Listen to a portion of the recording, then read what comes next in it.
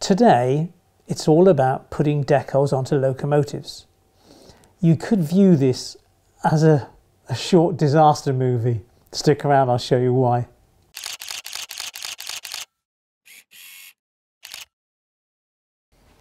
Welcome back to Chadwick Model Railway. I'm Charlie. Today I thought I'd take a look at renumbering locos, and I do appreciate that this is something that's been done to death in the past, but I thought I'd put a different spin on it today. Now, just in case you didn't know how locos are numbered in the factory, this is my perception of how it happens.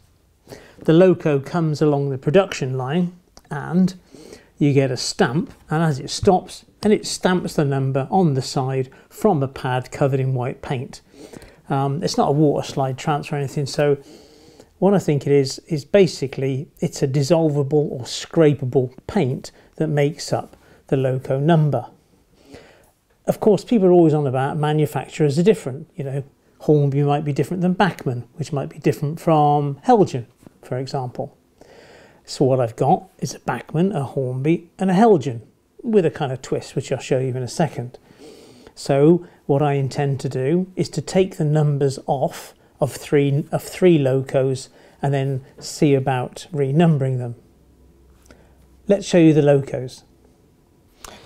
Now, if you're a regular to this channel, you'll know that I model pre-Tops era, trying to specialise in something between 1968 and 1974 with one HST because I like them.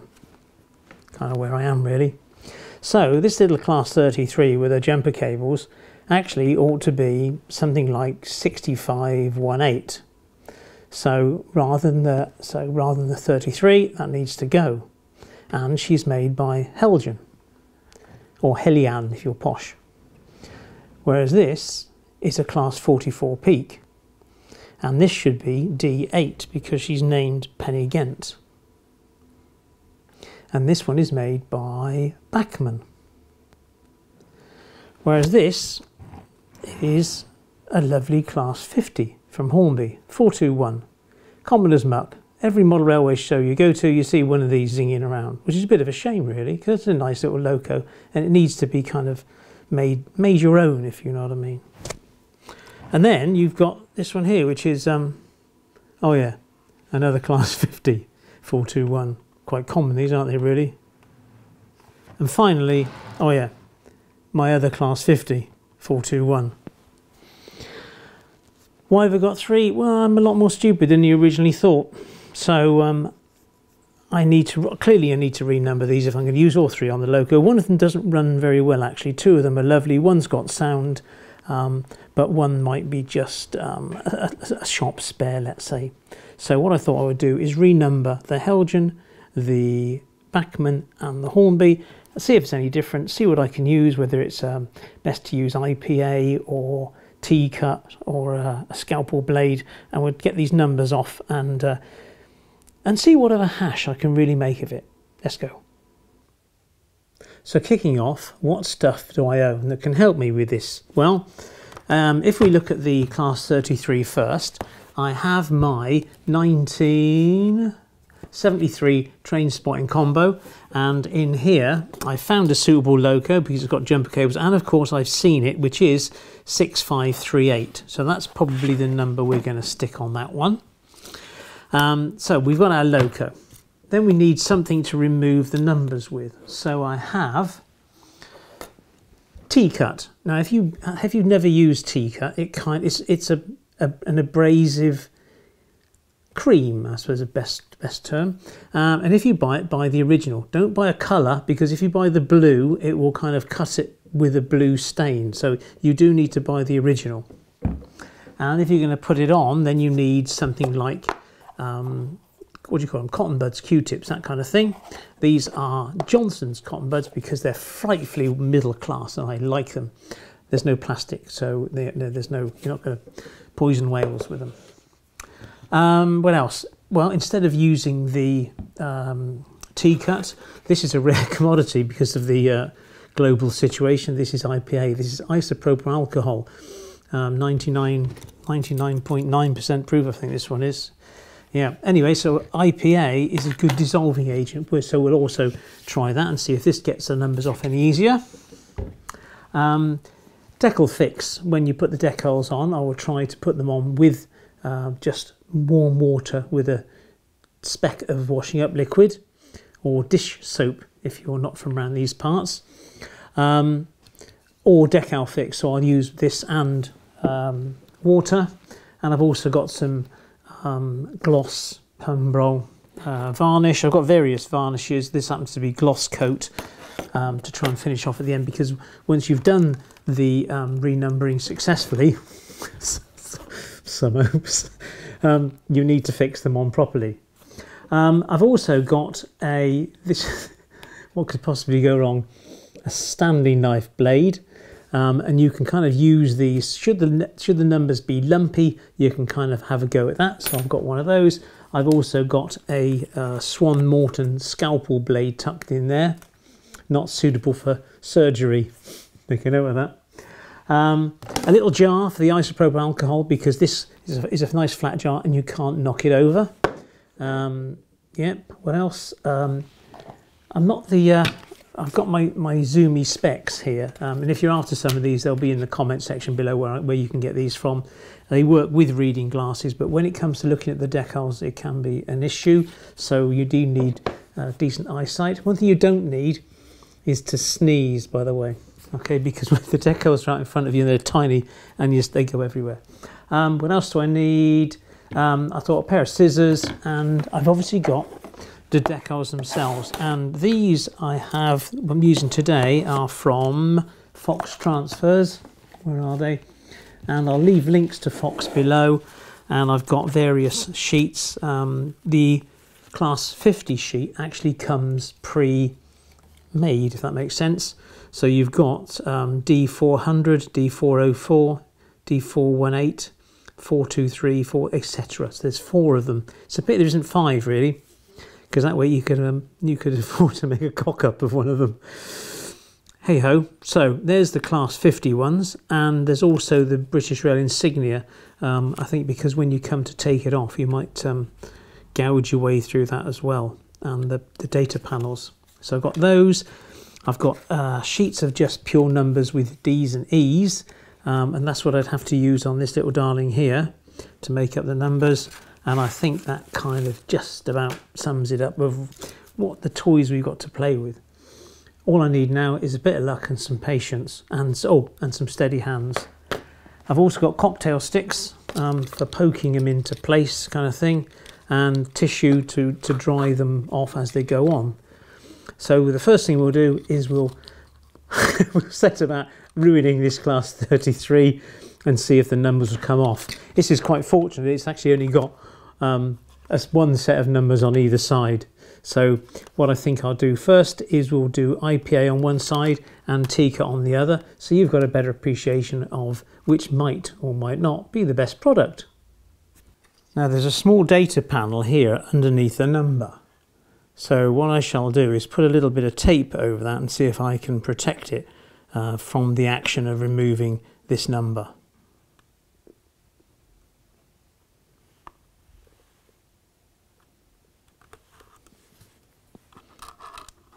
And that hopefully should save that data panel from damage. Right, what should we go for first?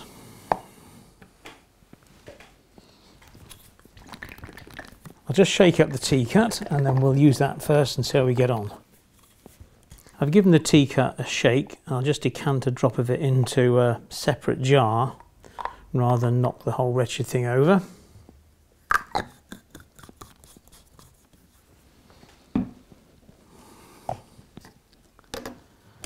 And then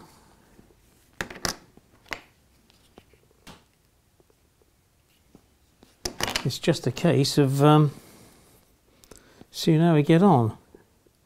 I think what I'll do first is just put a couple of drops on there and see if it soaks in, and see if that has any effect. So we'll wait a couple of minutes and then we'll come back to it.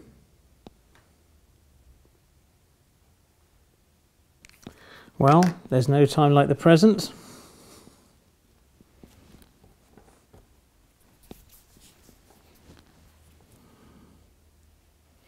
Let's give it a go.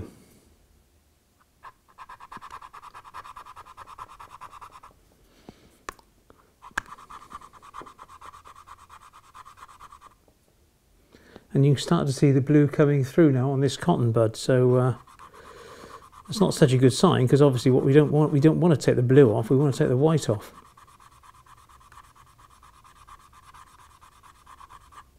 And there you can see the numbers are starting to come.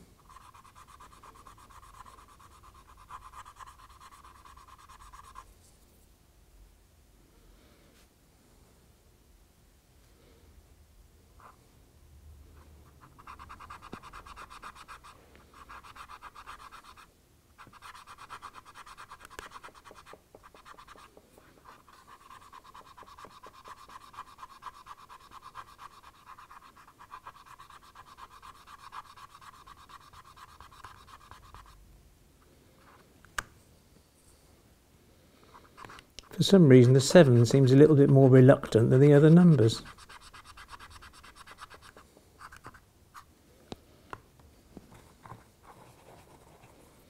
If I keep changing cotton buds, then I'll have an appreciation of how much blue's coming off.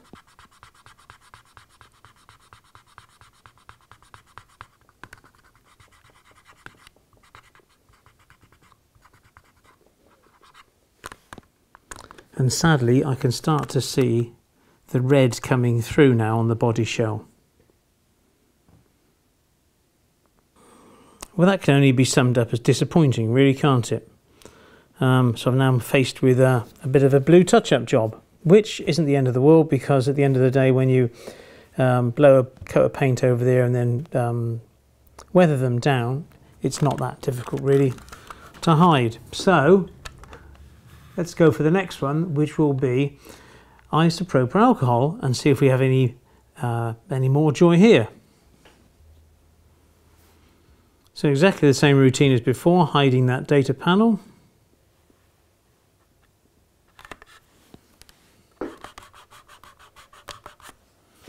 And once more, I'm going to pop a drop on the numbers before we start. Now, I'd like to think that we're likely to get a better result using the IPA, because this shouldn't be as aggressive as the T-cut, because this should have more of a dissolving effect. So we shall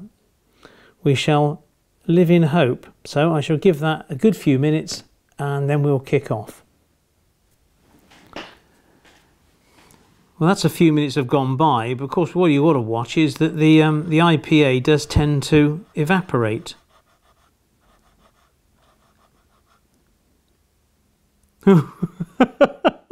Oh, what could possibly go wrong with this? I've never known. Oh, there's the red's through instantly here. The red's coming through even before the numbers are coming off. And I really am going very gently here, but obviously what you can see is that the blue paint is far easier to dissolve than the white paint stamped on the outside. So that's a bit of a so-and-so, isn't it? He said, trying to be polite. God, what a disaster. Right, anyway, the main thing is we learn and move on. But I still have to get these numbers off. So what shall I do? I shall change a tack here.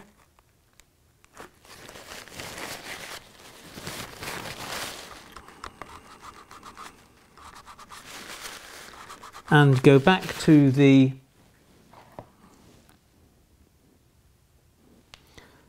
T-cut just to remove the numbers. And hopefully I can feather the edge of this blue paint more. And then just to rub insult into injury, you can now see the numbers underneath in blue as the white paint comes away.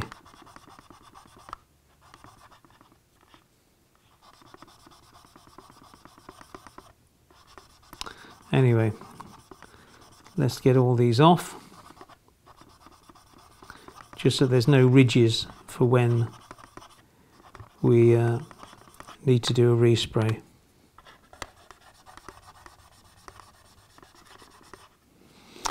Okay, hopefully the data panel is still intact, and no, it isn't. That's gone as well, and that's obviously due to the IPA seeping down underneath the masking tape. So what I shall do now is pop some water on, and then try to neutralize it.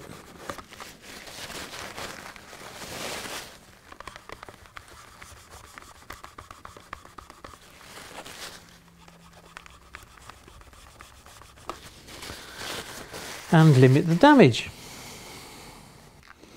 So that's the end result with side 2, which was the isopropyl alcohol, and there was the end result with side 1, which was with just the T-cut. I think you can just see a little bit of lettering going on here still, but at the end of the day it doesn't really matter because it still have to be blown over. So I'm going to have to buff out some of this this blue to enable the new numbers to come in. So there we go, Helgen. I'm sure there are people watching this in absolute horror thinking, how could you make such a terrible mess? But, well, I have. That's the kind of way it is. But we are where we are with these things. Yeah. So this will go into the airbrush pile, and then when I've blown this over, we'll give it a rub down again at a later date and then fit some decals. So let's move on to the next loco. So here we have the Bachmann model Penny Ghent, which is obviously a class 44. And for those more knowledgeable than I, you'll know that these, on the original, when she was D8, before tops numbering, she had steps going up here, which have since been plated over. But you know, I'm not one of these die in the ditch kind of prototypical lovers. To me, it'll look okay on the layout or zing it around, but it just does need to say D8. Right. Same as before, as if I don't learn from my mistakes. We shall go for a drop of T-cut first. And hopefully we don't have such a a disaster. So, wish me luck.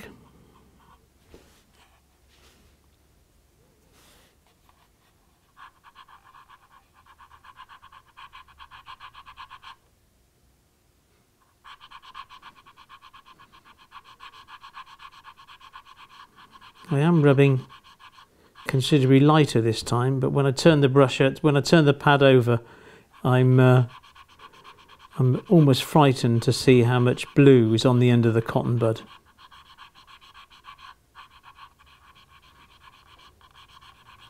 As I mentioned earlier, there's this stamping method that that the manufacturers use, and of course the more paint they stamp on, the harder it is to get off. And of course we never know exactly what sort of paint they're using, whether it's, you know, and it's something that's easy to rub down, whether this white paint might be softer or harder than the blue paint underneath. I suppose if there's one lesson to learn at this is to go relatively slowly. We can see it's starting to come off in the middle there. Hopefully I don't go bonkers in the middle and then put too much abrasion across the whole thing. So let's try for this area where the 8 is now.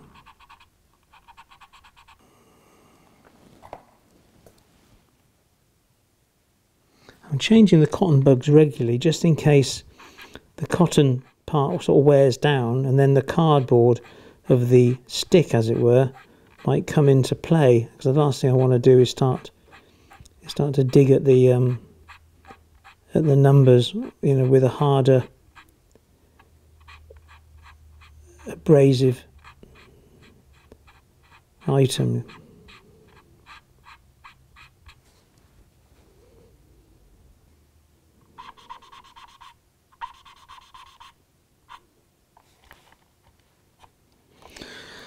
And that, I think, is success.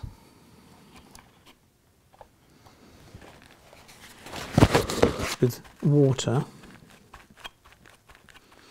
I would be inclined to use the isopropyl alcohol just to degrease it now, but with that data panel underneath, I'm very reluctant to do so. So there we are. It's obviously shiny, but I cannot see any body shell colour coming through. Obviously what you do have is we've removed the sheen finish, you know, we've gone back to the hard gloss, but that's where we are. So my massive dilemma is, do I try the isopropyl alcohol on the other side? No, I'm not going to do that, because I'll lose that data panel. No, I'll do exactly the same on this side. I should take off that number once more with the T-cut. Although this time I'm going to mask above and below, so that way if I need to do the action vertically, it will have more of an impact on the actual letters than sort of sweeping to and fro. And I want to keep off this radiator grill here, because I can see that coming back quite easily. I do find wearing these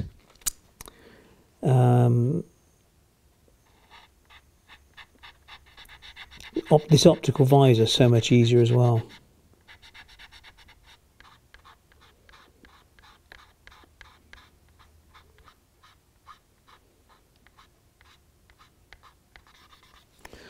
Well, I think we're there. Let's have a little look.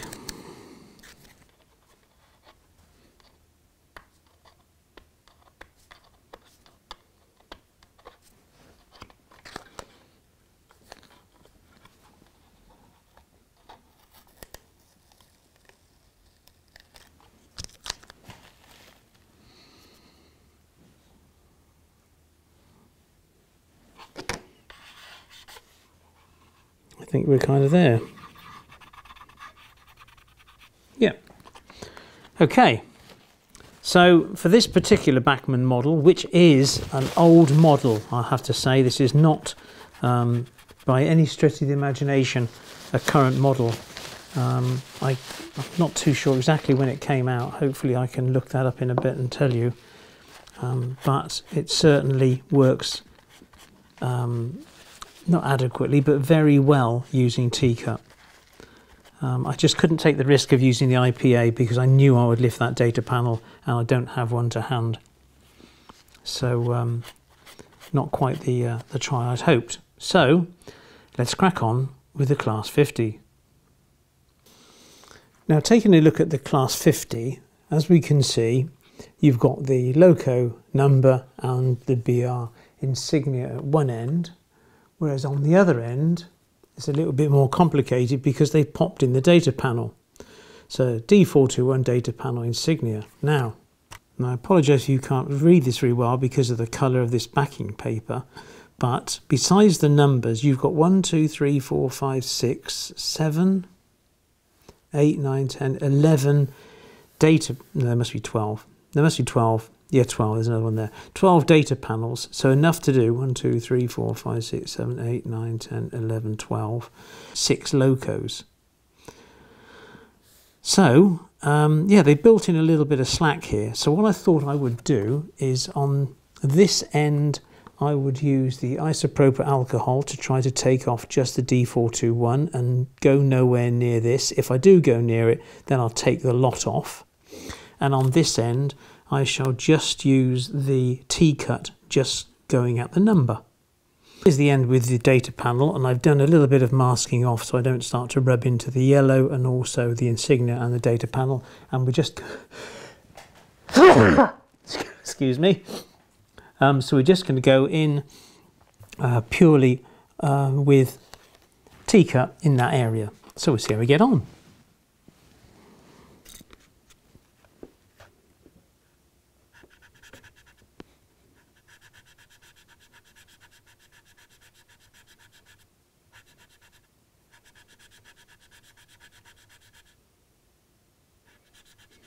There doesn't seem to be much blue paint coming off presently, which can only be a good sign, but then I can't see much of the white paint coming. Oh, yes it is, yeah, the white paint's starting to come. Very little blue.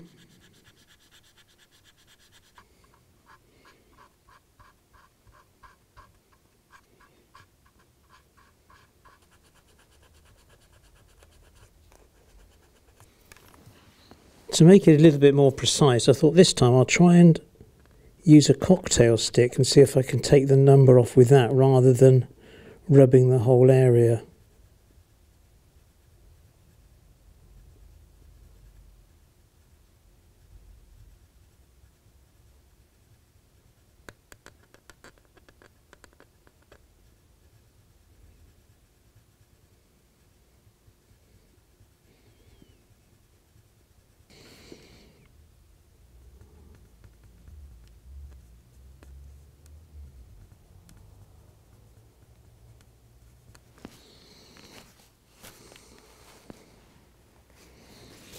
Okay, and the data panel and the insignia are still intact. So fair to say that the T-cut original was good to go on this end, and obviously I don't need to replace those other decals. Now, can the same be said for the other end? If I use isopropyl alcohol,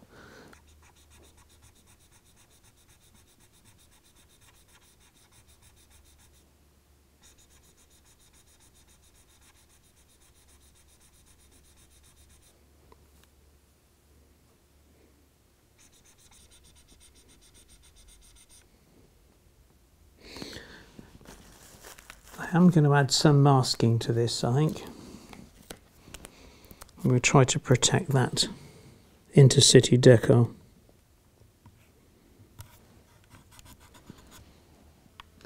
I can now see some of the body colour starting to come through. There's the shiny blue, but you're also getting this dull blue, which is obviously the underside.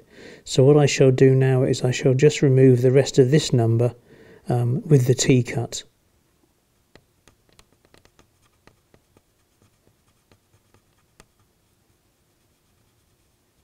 So just to recap, this is the end that I used just the T-cut original to take off the number, and on the other end I'd used the isopropyl alcohol, and then when it appeared to be some of the body shell coming through, I then reverted to the T-cut. And I do hope that you can see there. You can see the darker shade of the body shell. So in summary, with at least this Hornby edition, T-cut is the way to go. So a quick tour of the table before I start on the transfers. I've obviously got a cutting mat to cut the transfers on. I use these little blue foam sheets from Hobbycraft to lay the loco on to save it getting scratched. I've got some of the Humbrol decal fix, which I'm going to decant with a pipette into this little saucer kind of affair. I've got a couple of pairs of tweezers and some blotting paper and my trusty old cocktail sticks, and hopefully that'll help me guide to get this number onto here. I'm going to choose D400 because back in my old Loco Shed book I've seen it and I've cabbed it. What a guy. So we'll cut this decal out, pop him on there and see what it looks like. I must confess I haven't done this since I was a child on my Airfix models, so we'll see how it goes. Right, let's try and cut this thing out. Nice sharp scalpel blade.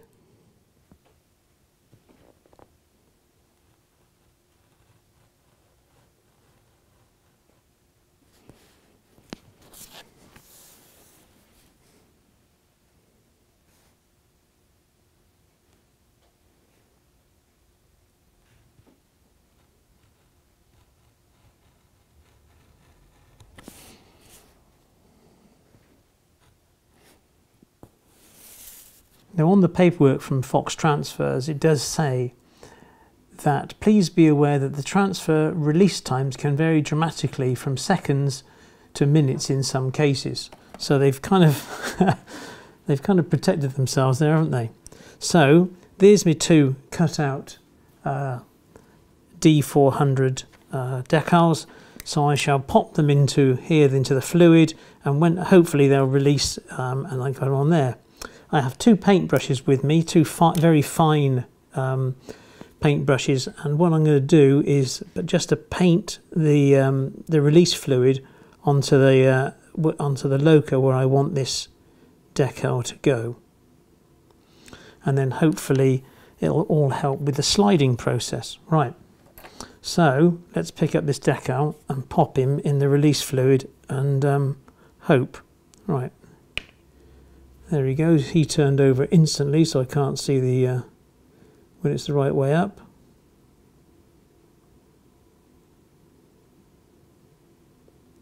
So the last thing I'm going to do is throw the other one in, because obviously we'll just do one at a time and see what happens really.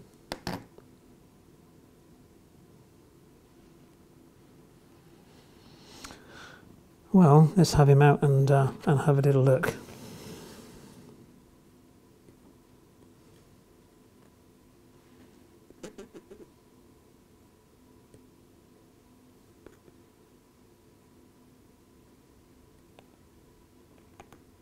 Oh no, it keeps turning over, and I can actually see this transfer is releasing from the fluid. It's curling over now. Let's go get it, Charlie.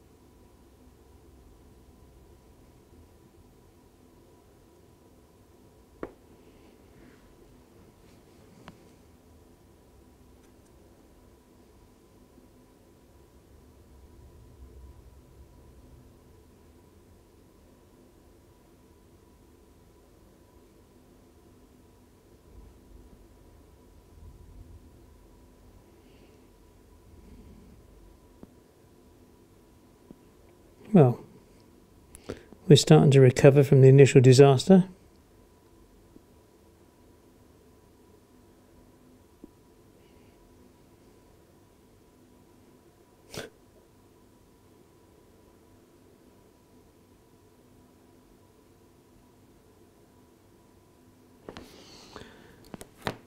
And hopefully you can see that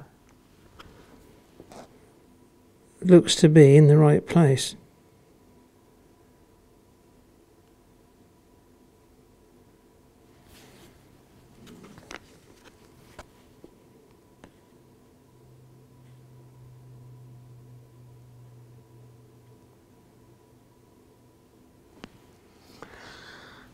Now we need the tissue.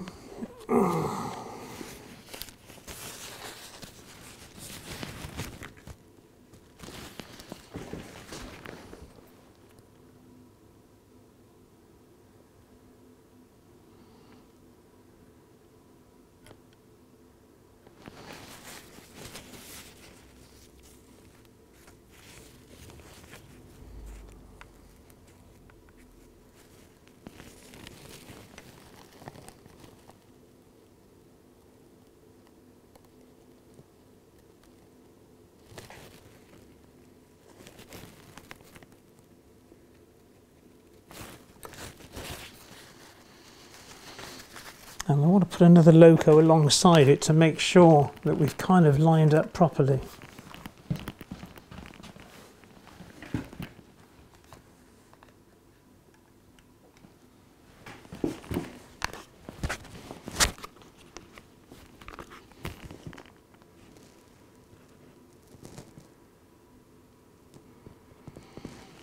I think we're good. So I should just give it another pat to dry.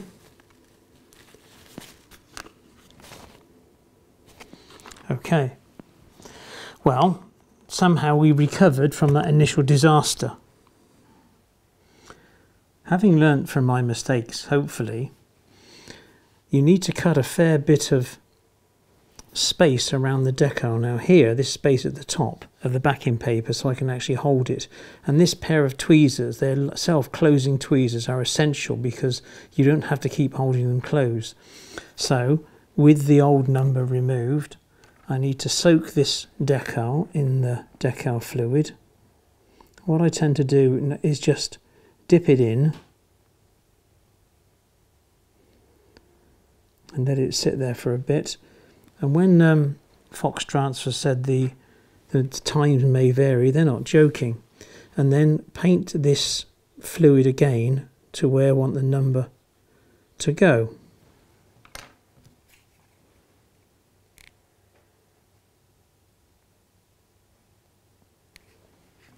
And then hopefully this one won't be such a disaster.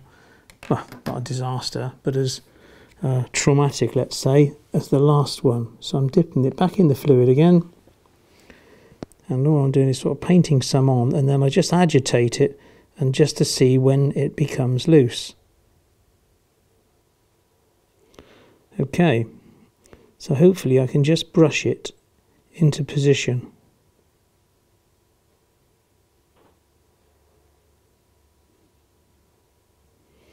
Well, there it goes, but there's always a but. The bottom edge is curled over. So what I do now is hold it kind of still with a cocktail stick, get the paintbrush underneath the decal and try to fold it out. Now my eyesight isn't good, and without this visor thing, Optivisor, I would be absolutely stuffed. I still can't get that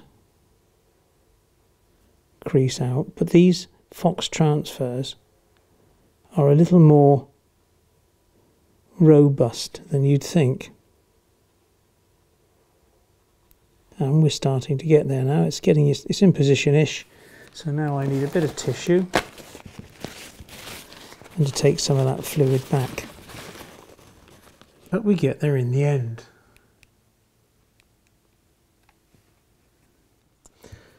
Now to remove the glossy look from where we rubbed down the paint, I thought I'd try some of this dull coat lacquer.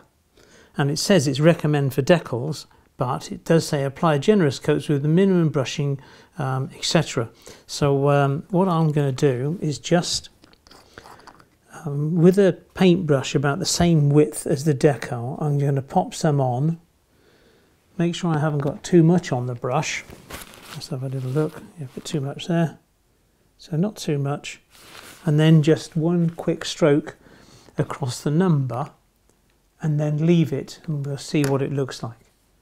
Obviously it's not the end of the world if I get this wrong, because we're going to weather this anyway, but what I'm trying to do really is just to protect that decal. So hopefully if I just wipe this across here,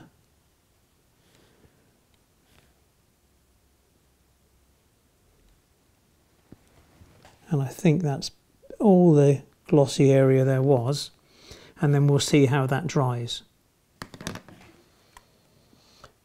And here's the result of the dull coat.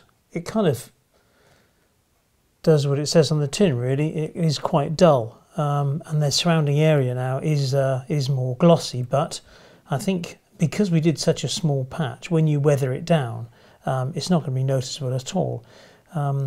If you don't own any dull coat, then perhaps the best thing to go for is a kind of a luster lacquer that will match, or a luster varnish that will actually match the surrounding areas. But what I wanted to do was get these decals protected early on.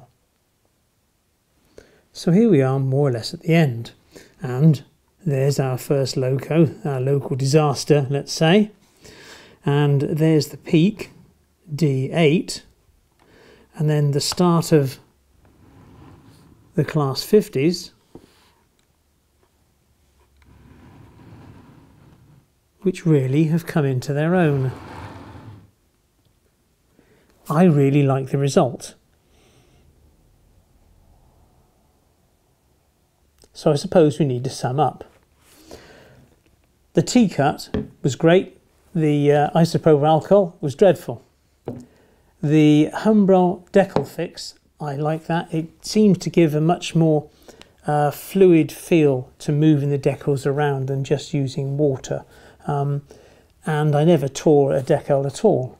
So that worked out pretty good. And also these spring-loaded tweezers, without which I think the whole thing would have been a disaster. And with these three things, I'll leave a link in the Show More tab below. So if you want to get some of those, you can. I know it's a difficult situation in the world currently, but these three things are available, and as are Fox transfers, because I phoned them up the other day and ordered those. When I put the last D400 deco on D400, it didn't go on very well. It's always going to be the last one, isn't it?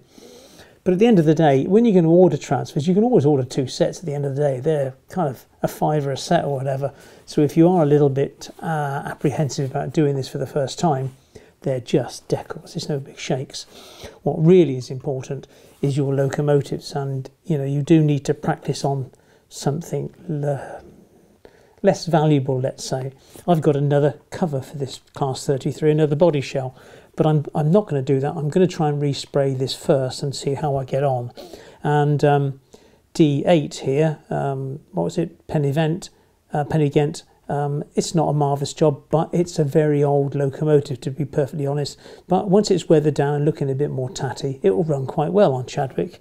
And I do like the these 3 Class 50s. One of these body shells is a bit poor, where the vents are all broken off. But they're looking good. I like them, and being renumbered, it gives me they feel like my locos rather than Hornby's. I of course need to work on these head codes. I think these head codes are all the same, and they're all Scottish. Kind of, we are where we are.